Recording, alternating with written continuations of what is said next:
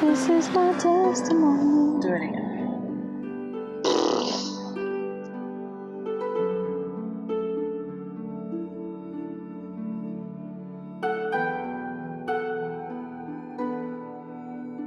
My name is Lynn.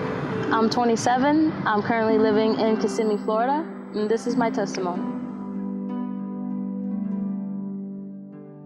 I first learned about God when I was about 8 or 9. My stepfather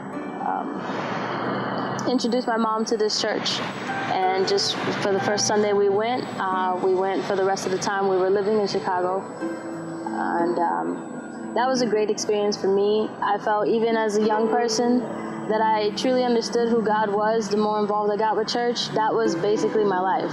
Like, I was a kid who cried on Sundays because my mom was like, oh, we can't make it today, and I would throw a whole tantrum because church is where I wanted to be. Church was everything for me. That's where, I have friends in school, but I made some more great friends who I still even have to this day from the church. That's where I spent most of my time. That's where I found my creative side. I used to participate in their little, I used to play the flute for them. I used to do little ballet dances with them. I wore the little tutu and everything.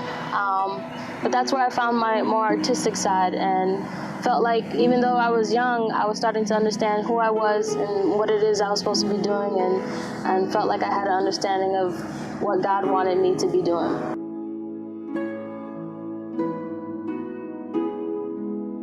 I stopped going to church because of anger. I was angry with God for a couple of reasons. One, I didn't want to move to Florida. I didn't see the point of moving. There was no need. I felt like, I was 15 and I was still involved with church heavy. I was finding my purpose. I was finding what I wanted to do, and I had set goals. I got accepted to the top high school in the city. And, in the city you have to apply for high school, so that was a big thing for me, and I felt I had a lot going. So I was just, like, God, why would you take that from me? Why would we have to move here? And then, my grandmother passed away around the same time, and she was my everything. I felt like she was the only one who understood me. And so when he took those two things that was important, my grandmother and the city, I was just bitter.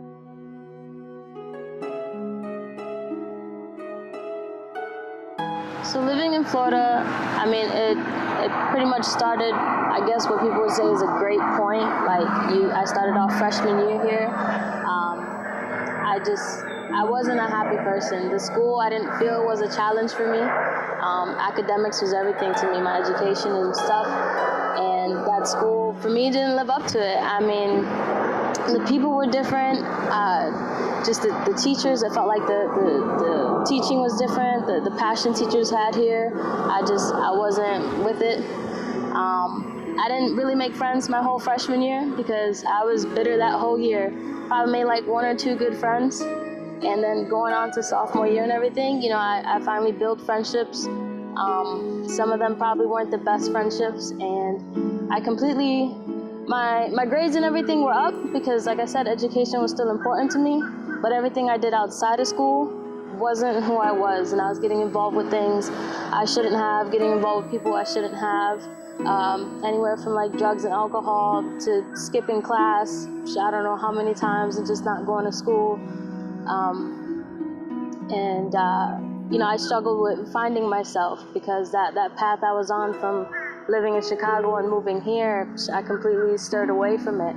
And so I didn't know who I was. And in trying to find who I was at 19, still being that angry, bitter person for all these years, I moved out. I made the choice to move out because I wanted to be Miss Independent and prove to myself, and felt like I had something to prove to other people that I can do me.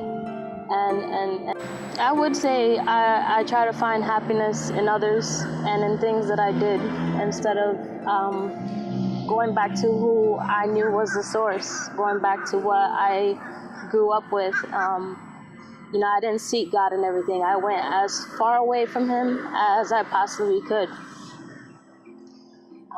I've had plenty of friends tell me, though, because they would ask, oh, where'd you come from? And you're from Chicago and stuff. Cool, what did you do over there? And, I told them my life was church and everything, and I felt even worse. And now I wasn't just angry with like God or people, I was angry with myself for just this path I was taking.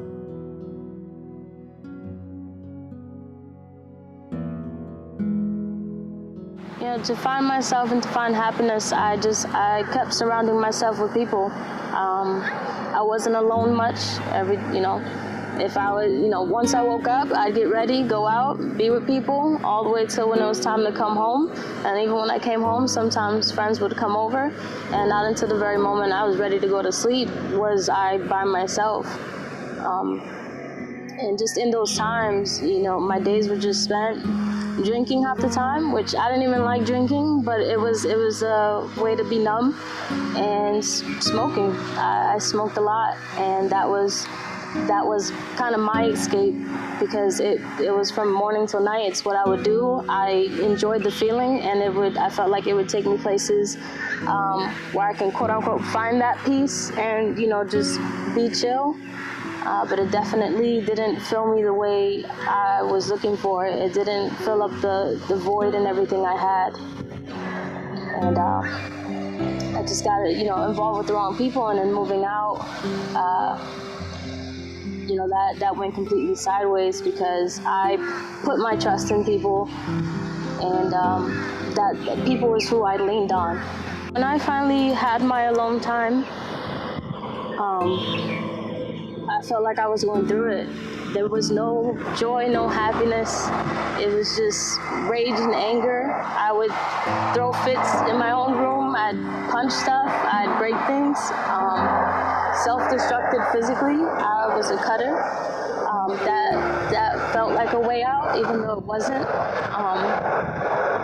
I thought of countless times where, I felt like I shouldn't live this life because of how far I had steered off from, who I should have been. And I was lost. Every time I was alone, I was lost.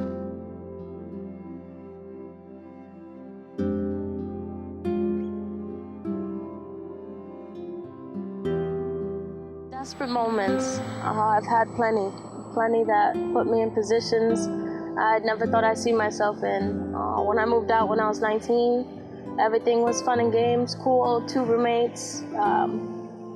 We all worked in the same place, and so that's not where we met. I had my best friend, and we got the job, at this one store, and this is where we met the 3rd roommate. And when we moved out, it was cool. I mean, everything was good for the first couple of months, bills paid, job going good, and then I actually ended up losing my job,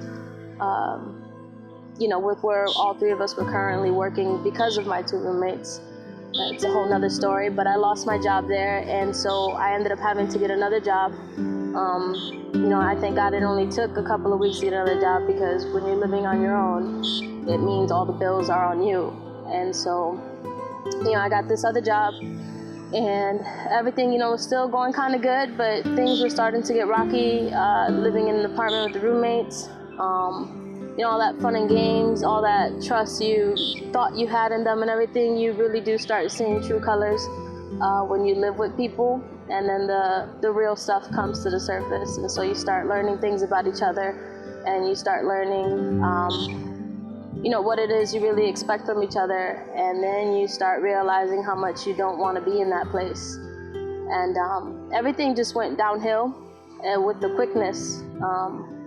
One roommate started acting funny, the other one I don't know too much about, and eventually the home fell apart. People stopped showing up to home. They were spending nights, in other places, and I caught myself coming home alone some nights. And I don't know, at some point I had went on vacation. I went away for like a week, and when I came back to the apartment was flipped upside down. I mean, things were broken and destroyed. One of the roommates had brought in a dog, and that dog had gotten real sick, and sick to the point where, like, when it scratches, it started bleeding and stuff. And so there was blood smeared on the walls and everything, and the dog had fleas, and they had this dog trapped in the house. And so now the whole house was basically flea infested, and Didn't really know where anybody was at, but this was my home, and this is where my stuff was. And I had too much pride to go reach out to my parents and tell them what was going on, and just to reach out to anyone. Basically, I didn't tell no one what I was going through, and so I tried to clean up the apartment. I tried to get it bombed to get the fleas out. That wasn't working, and it became so bad. Like, I could not open nothing in the home without there being fleas or something, and all this stuff, had blood again from the dog and whatnot. And so there was nights I just spent sleeping in my car, and I couldn't really provide for myself. There was days I was going without meals because all my money was going to paying the rent solo, because I didn't know where the other 2 roommates had went after that time coming back from vacation and everything. And so in trying to pay these bills, desperate times came to desperate measures. The job I was working at, I started taking from the job. It was great getting their paychecks, but it wasn't enough, so I started taking more from them and, pretty much stealing. And so I actually got caught up, while in the process, and, I got arrested, went all the way. I got charged with a misdemeanor, had to spend 1 night in jail. Wasn't the funnest experience, and then I had court not too long after being arrested and whatnot. And even then, when my parents picked me up from jail, I couldn't even tell them everything as to why I was even in there. All I said was, I'm a dummy, I got caught stealing, and that's it. I did it because for the fun of it, and I don't know. And I just had no reasoning. I sounded really dumb trying to explain myself. But again, pride wouldn't let me tell them that, the nights before I was sleeping in my car and not eating, and this is why I was stealing. And, so I got arrested, went to court, and, even though, whether you know God or you don't know God, especially if you know him though and you stray away, and even in those times where I wasn't even going to God with what I was going through, and I knew better, I should have, I could have, and even in the moments I didn't look for him, he still had me covered.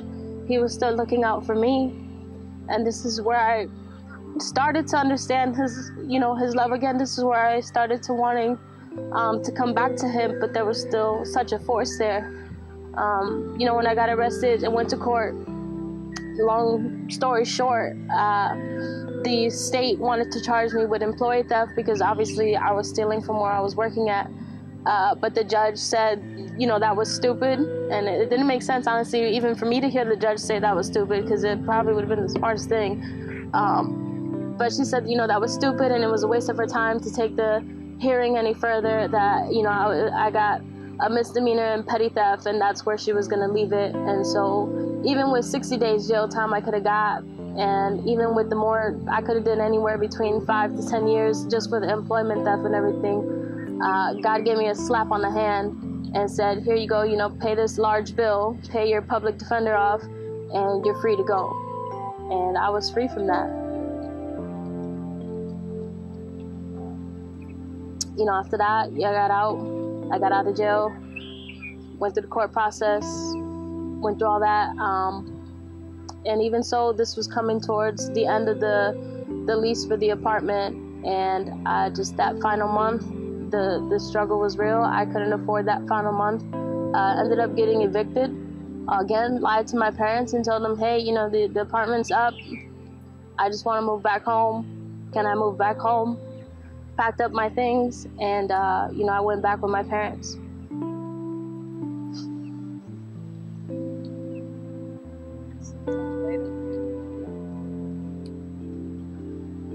So moving back with my parents, it was cool.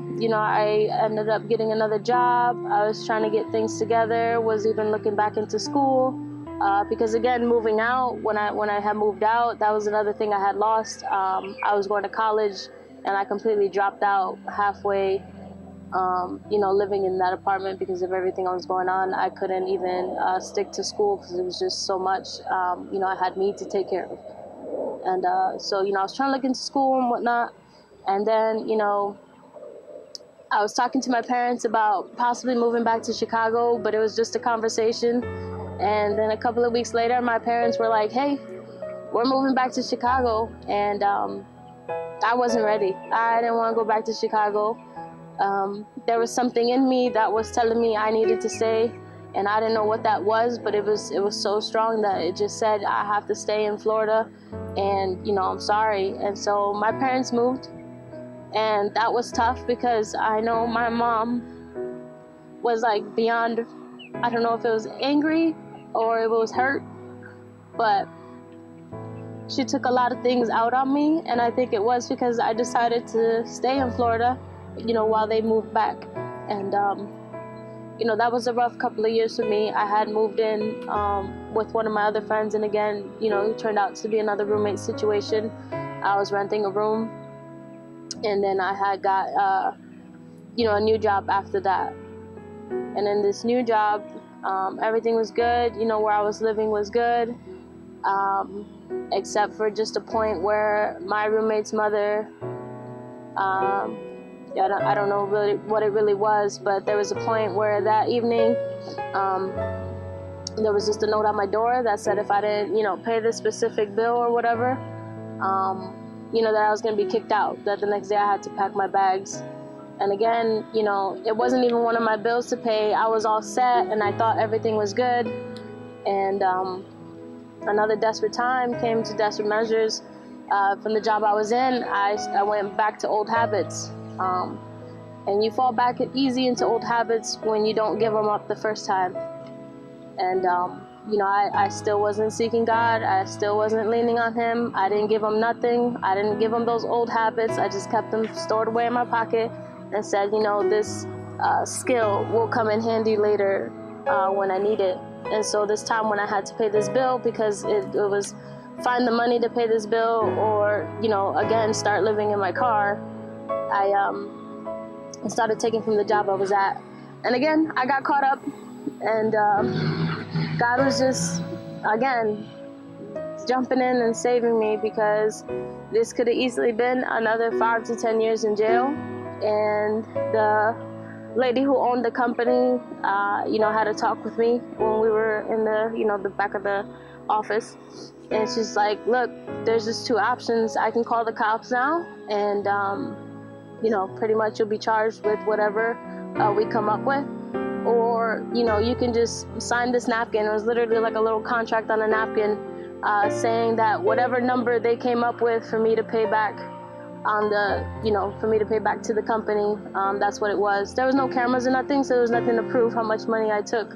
So what they did is the little money they did find, they just multiplied it by whatever days I worked there, because they couldn't prove, how long I had been taking, even though it was just, that day or so. And that bill was slammed on me. It was close to a $10,000 bill, and it's probably been a good 5 years since then, and I'm still paying that bill. But I'm still so grateful for it, because again, God was looking out for me, and even though I didn't acknowledge Him in that part either, He still did it for me. Looking back now, God's love, God's mercy, it's such a gift, and we don't even know it. I could have, at this time, I could have still been in jail. Probably would have been on 6 years locked up. Who knows if there would have been, post-bond or probation or whatever it may be. But I didn't have to go to jail.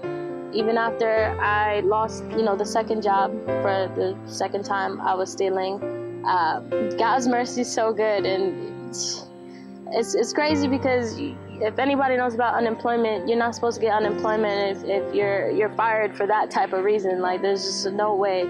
And even after that, I applied for unemployment, because I'm like, what's the harm in trying? While I search for another job, if a job would even hire me, because I still have that record from the first time, and nobody knows about the second time. But it's just, now I can't put that job on any reference, even though there's no police track. It's just like, now it looks like I've been unemployed for 2 years, and so employers are like, what you been doing for the past 2 years of your life?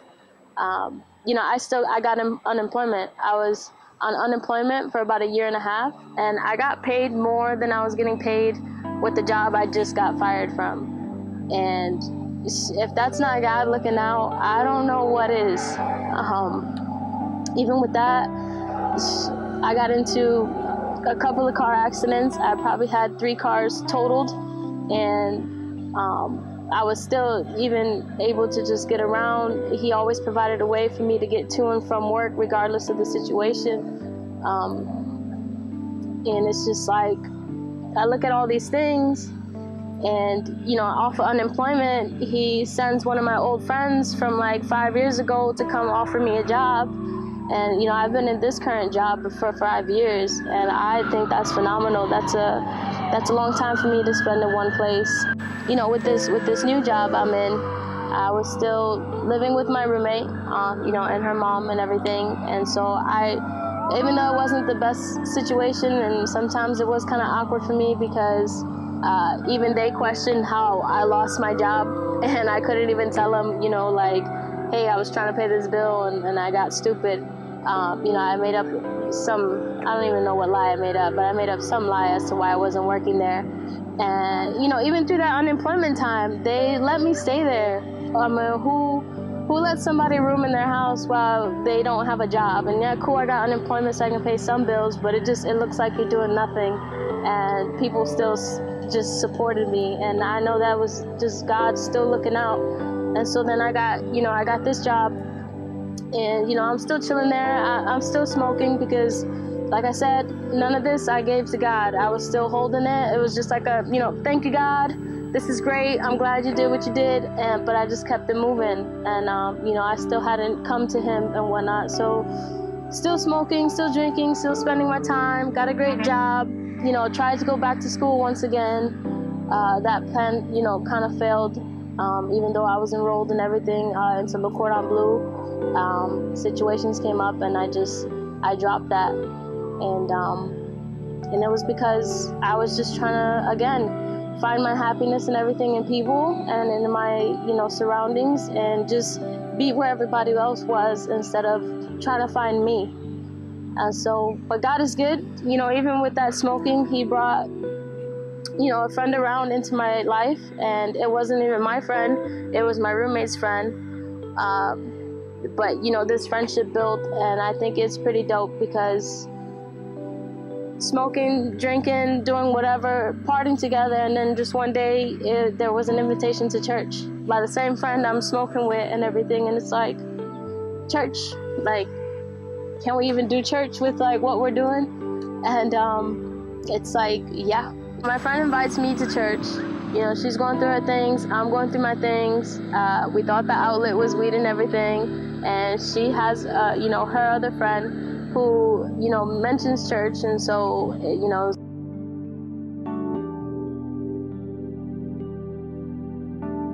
it's kind of like a domino effect. Like, hey, you want to go? And it's like, hey, you want to go?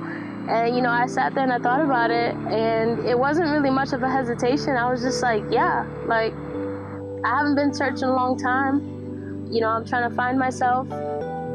I'm beyond lost, and I know God's trying to call on me, and I keep running. So let me give this a go. Let me try out this church. It was a church I haven't tried in Florida. So I'm like, you know, trying one more can't hurt after trying the first few from the beginning. And that was it. That was it from that day. Even though the church we went to, I mean, it's not where we're at now, you know, full blown in another ministry. That church, it just brought me back to God, because it's not necessarily the church that's gonna do it for you. It's where you're gonna push yourself, and it's really what you want, and, you know, it's where you want to be with God. And I just, you know, the holes I was feeling, the whole emptiness started to fill up with just that one day of going to church. And mind you, you know, I still did my little things even after that first visit and whatnot, but there was something changing. And it was like, all right, God, I did, you know, I've done all these things for the past years. You saved me 100 times. I ignored you those 100 times. And, you know, but now I'm ready. And it's just amazing because his love is so great. His grace is so great. His forgiveness is so great. He was just standing there with open arms like, all right, cool, you ready? Like, let's go. And, little by little, it took some time to leave old habits and whatnot. But about a year ago or so, I just made that decision, like, God, I'm all yours. I know it's not going to be easy. I know breaking bad habits, is going to be hard. But I'm going to trust in you to, push me through it. And, I'm ready for the changes. And, things just started turning for me. I haven't felt happiness or joy in the past 12 years, 11 years of living in Florida. And, that moment, I felt it. That, I knew what joy was. I knew what being filled was. I knew what being whole was. I was lost. And so I finally got to learn who I am. And I'm still learning. Because everything for the past years that was truly me has been hidden, behind all this trash. And I just think it's a great experience because God He shows me something new every day. And I found such a purpose He has for me. I found my talents, my skills, and what I should be doing. If there's anything I gotta say to this, entire testimony, I would definitely say, let your guard down, let your pride down, and humble yourselves. Me not wanting to, I always wanted to be around people and stuff, but that didn't necessarily mean I was open and sharing all my problems. It just meant like, this is a good time to crack jokes, let's have some fun, let's go out somewhere. But it would, it's not like anybody knew anything major or deep about me. And it was that pride, I didn't let people know the struggles I was going through. I didn't seek the help. And I just kept digging my hole deeper and deeper every time. And if I would have just spoke up, if I would have just shared to someone what I was going through, I wouldn't be in half of those positions I was in. And, I'm thankful because even though I wasn't reaching out and I wasn't seeking God or nothing, He just kept placing these people in my life. He just kept protecting me. 6 totaled cars, 6 accidents, whether I should have been dead 6 times. And He was just like, nope, like, not today. It's not your, it's not your time. And, even though it may take some of us a while, when you come to God, when you humble yourself, when you let Him know, like, you need help, when you reach out, if you're looking for someone to lean on, if you're looking for someone who's 100% dependent, 100% forgiving, 100% won't throw your past in your face, God is there. God is there. And I would just say, speak to Him. It doesn't matter how you are. I mean, like I said, I started going back to church. It was cool the first visit, second visit, a couple of times, and then kicking off to Bible studies and whatnot. But I was still smoking. I was still smoking after church and everything. I wasn't perfect. It took probably 6 months or so before I even was like, all right, Vero, you got to stop this. Like, you really want this with God? You really, feel this joy? This is, where you want to be? You're finding yourself? Then you got to leave all that behind. And, God worked with me. He worked with me. Even though, I was smoking and stuff, He's like, well, at least you're talking to me. So, let's see where we can go. And little by little, we'll let what the past is. And, I'll bring you to your future. And so He showed me who I am. And what I am most capable of. For these past 12 years moving here, I felt like I had no potential. And I just felt like I was going nowhere because it's like, what can I possibly do now at 26, 27, that I thought I missed out on years ago when I screwed everything up. And it's just like, it's not. Like, things are just getting started, and I've never felt better. I've never felt so filled. And, as I said earlier, I feel whole. It's still a battle. We're all human. We're going to have those days, where we're going to kind of pull back a little. But, you just got to keep pressing. My name's Veronica Lynn. I most definitely hope, even if it's not the most detailed story or not, I hope just sharing the bits I did, reaches out to you and touches your heart and kind of shows you that you don't got to be 100% perfect to come to him. And you don't got to know who you are to tell God who you are. He already knows who you are. And let him show you, because believe me, there are things that are undiscovered and you are just capable of so much more.